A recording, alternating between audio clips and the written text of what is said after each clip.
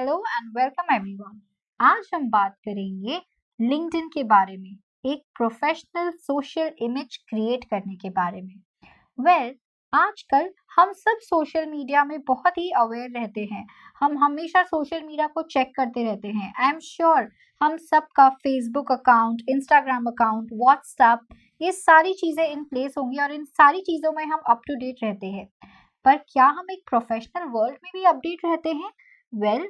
आज के दौर में लिंक्डइन में अवेयर रहना, लिंक्डइन में अपनी प्रोफाइल बनाना बहुत ही जरूरी है अपनी एक प्रोफेशनल इमेज के लिए।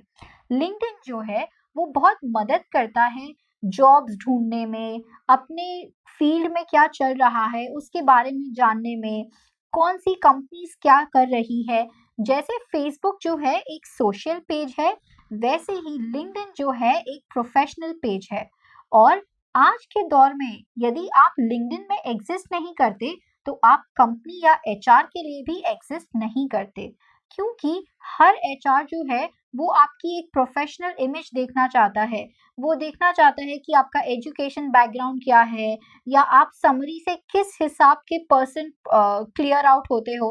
तो ये सारी चीजें जो है ये लिंक्डइन प्रोफाइल बताती है। और आज हम सीखेंगे कि हमें लिंक्डइन प्रोफाइल कैसे बनानी है।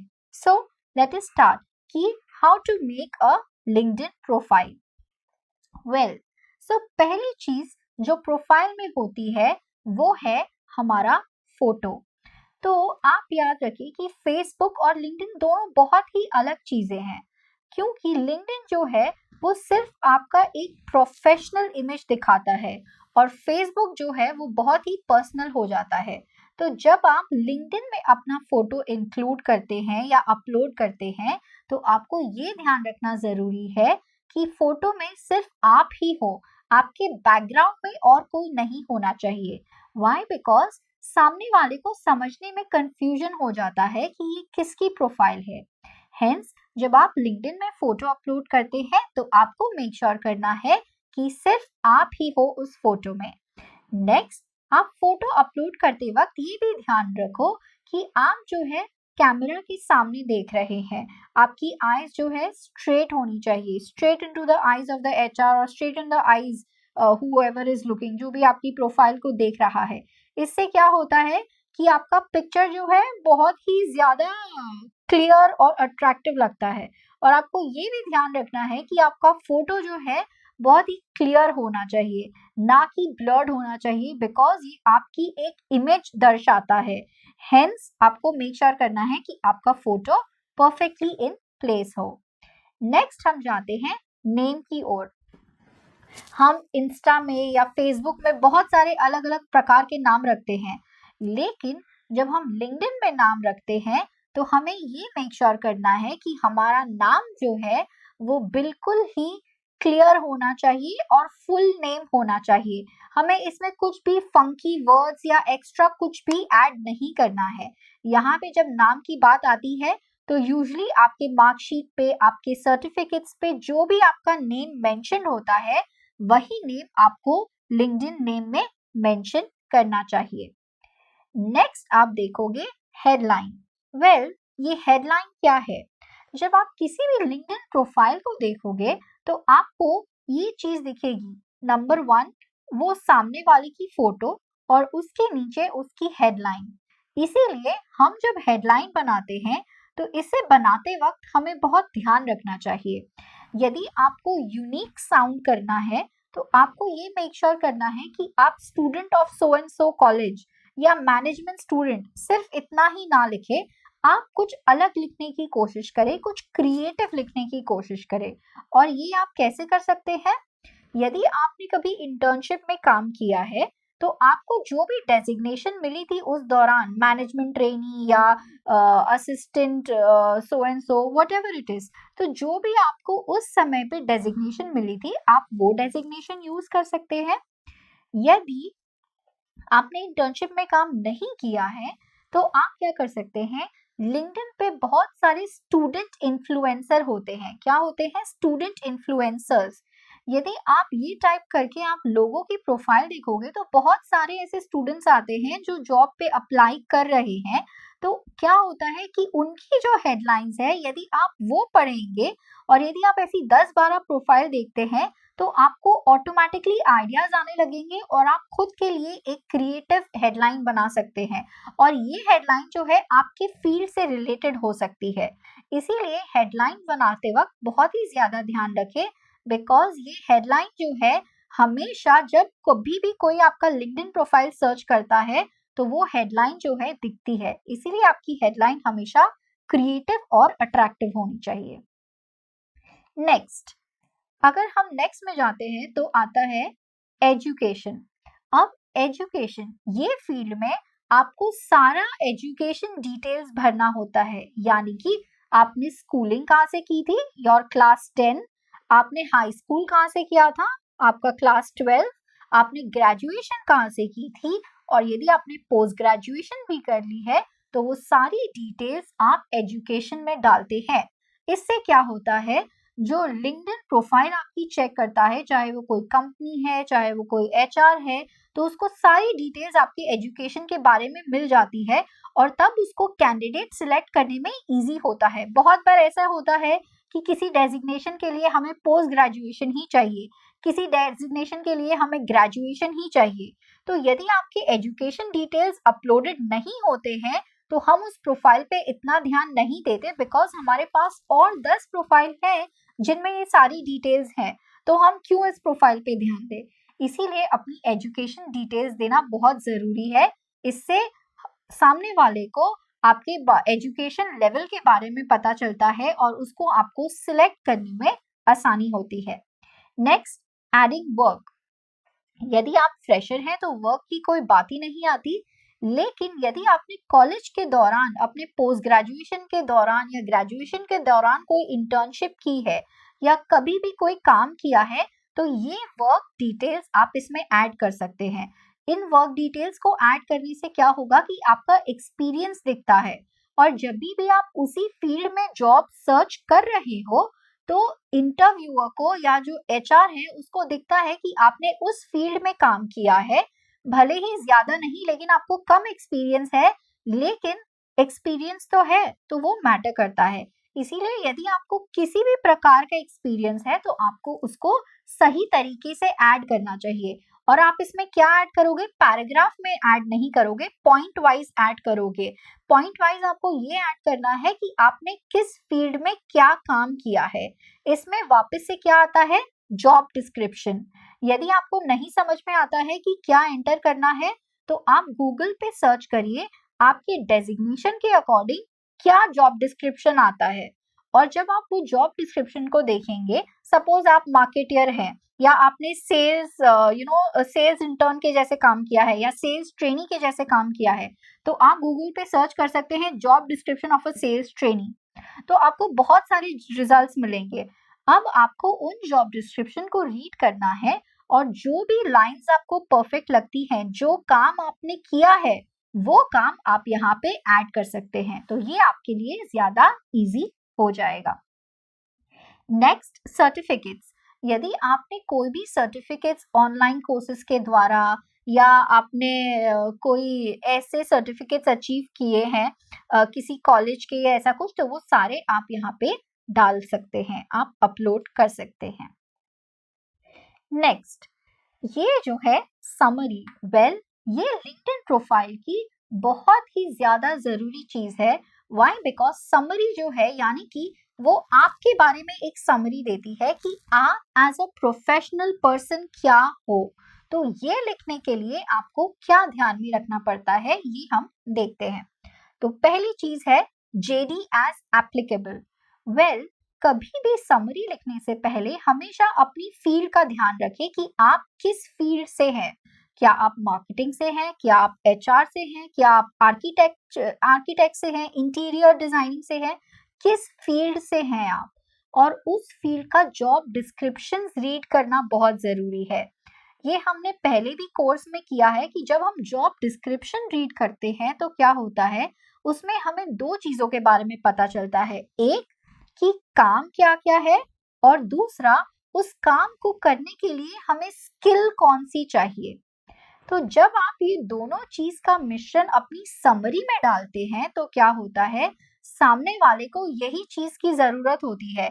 यदि हम एज एचआर, यदि मैं एज अ एचआर एक सेल्स ट्रेनी को ढूंढ रही हूँ और मैं प्रोफाइल्स देखती हूँ, तो मुझे जब कोई प्रोफाइल ऐसी दिखती है जिसमें समरी में लिखा होता है कि इंटरेस्टेड इन सेलिंग और वेरी गुड एट नेगोशिएशन और वेरी गुड एट कन्विंसिंग, तो क्या होता है, आपकी प्रोफाइल जो है मैं अलग कर देती हूँ कि yes this is someone who I can go for. Why? Because इस प्रोफाइल में वो सारी क्वालिफिकेशंस और स्किल्स हैं जिसकी मुझे जरूरत है।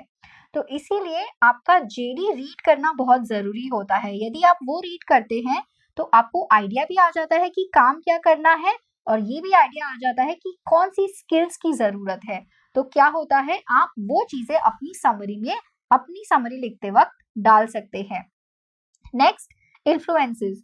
जो भी जिस फील्ड में होते हैं उस फील्ड के इन्फ्लुएंसर्स होते हैं, यानी कि बहुत सारी बड़ी बड़ी कंपनी के सेल्स मैनेजर्स होते हैं, बहुत सारे बड़े बड़े इंटीरियर डिजाइनर्स होते हैं, और ये हैशटैग इन्फ्लुएंसर्स होते हैं। यदि आप लिंक्डइन पे सर्च करेंगे सेल्स इन्फ्लुएंसर्स या सेल्स मैनेजिंग इन्फ्लुएंसर्स, तो ये या फिर इंटीरियर डिजाइनर इन्फ्लुएंसर्स, तो when you search influencers like this, तो क्या होता है, आपको इन लोगों की प्रोफाइल दिखती है जो अपने फील्ड में बेस्ट हैं। और जब आप उन प्रोफाइलों को रीड करते हैं, उनकी समरी को रीड करते हैं, तो आपको एक आइडिया मिलता है कि कैसे बेस्ट से बेस्ट लोग अपनी समरी कैसे लिखते हैं, और वहां से आइडिया लेकर आप अपना पॉइंट्स बना सकते हैं। ये जो हम आपको यहाँ पे बता रहे हैं, वो ये सारी ऐसी चीजें हैं जिसपे आपको रिसर्च करना है, पॉइंट्स गैदर करने हैं, और जब आप ये करते हैं तो उसके बाद आप जो समरी बनाते हैं वो बहुत ही अद्भुत होगी, बहुत ही लाइकेबल होगी। व्हाई? बिकॉज उसमें वो सारी चीजें होंगी जो आपको जरूरत है या जो एचआर को जरूरत है। और यदि आप ये सारी चीजें नहीं करते हैं, नॉर्मली ही एक समरी बनाते हैं, तो वो समरी सिर्फ अपने एक जनरल समरी होगी जो सिर्फ दर्शाएगी कि आप एज अ प्रोफेशनल कैसे हो, लेकिन कभी भी ये नहीं दर्शाएगी कि आप में वो एग्जैक्ट क्वालिटीज जो मुझे चाहिए एज ए कैंडिडेट क्या है। इसीलिए ये सारी चीजें करने से वो बहुत ही स्पेसिफिक बन जाता है। Next, work done. जैसे मैंने कहा, यदि आप फ्रेशर हैं तो आप इंटर्नशिप के बारे में काम डालें। यदि आपने अपने प्रोजेक्ट करते समय कोई ऐसी पीपीटीज बनाई हैं जो बहुत ही ज्यादा इन्फ्लुएंसिंग है या बहुत ही आपका काम अप्रिशिएट किया गया है, तो वो सारी चीजों को आपको समरी में डालना चाहिए। Achievements and soft skills. यदि आपकी ऐसी कोई स्पेसिफिक अचीवमेंट्स है जो आपके काम से रिलेटेड है, तो वो सारी अचीवमेंट्स आप डाल सकते हैं। यानी कि suppose someone who is in sales, अगर उसने कोई बहुत डिबेट कॉम्पिटिशन्स जीती है, कोई एंकरिंग में जाना चाहता है, और उसने बहुत सारे अपने स्कूल में या कॉलेज में अगर एंकर शो मतलब शोज अगर एंकर किए हैं, तो ये सारी चीजें आप अचीवमेंट्स में डाल सकते हैं। व्हाई? बिकॉज ये डायरेक्टली रिलेटेड है आपके जॉब से। शायद कहीं ना कहीं आपका डिबेट में कन्विंसिंग स्किल्स लगता है, नेगोशिएशन स्किल्स लगता है, अग्री टू डिसअग्री स्किल्स लगता है, और ये सारा सेल्स में भी लगता है। तो जब मैं ऐसी चीजें डालती हूँ तो क्या होता है, रिलेटेबल हो जाता है। तो इस टाइप की अचीवमेंट्स डालना जरूरी है। और सॉफ्ट स्किल्स, हमेशा एक छोटा सा सॉफ्ट स्किल्स के बारे में डालना चाहिए कि आप एज अ पर्सन क्या हो, what kind of qualities that you have. तो और ये सॉफ्ट स्किल्स जब आप जेडी को देख के डालते हो तो क्या होता है कि बहुत ही स्पेसिफिक हो जाता है, बहुत ही क्रिस्प हो जाता है, और एज एन एचआर मुझे वही क्वालिटीज चाहिए जो आपने लिखी है, तो ऑटोमेटिकली आप जो है मेरे सिलेक्शन लेवल में ऊपर चले जाते हैं। इसीलिए अपने बारे में अपनी सॉफ्ट स्किल्स डालना भी बहुत जरूरी है। तो जब आप इन चीजों को करेंगे, जेडी को पढ़ेंगे, इन्फ्लुएंसर्स की समरी को देखेंगे, अपने वर्क, अपने अचीवमेंट और अपने सॉफ्ट स्किल के बारे में डाल के जब आप समरी बनाते हैं, तो वो एक परफेक्ट समरी होती है, और वो समरी बहुत ही स्पेसिफिक हो जाती है। तो समरी अच्छी होना, स्पेसिफिक होना आपके लिए बहुत ही ज्यादा फायदाजनक हो सकता है। नेक्स्ट हम जाते हैं कनेक्टिंग विद पीपल।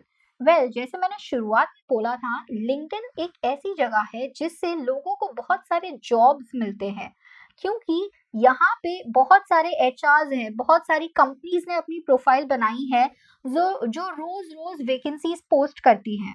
और आप भी इसी चीज में है, इसी हंट में है कि कब मुझे कोई अच्छे से अच्छा जॉब मिल जाए। तो हम इसके द्वारा सीखेंगे कि किन लोगों के साथ कनेक्ट करना चाहिए ताकि आपको जॉब मिल पाए।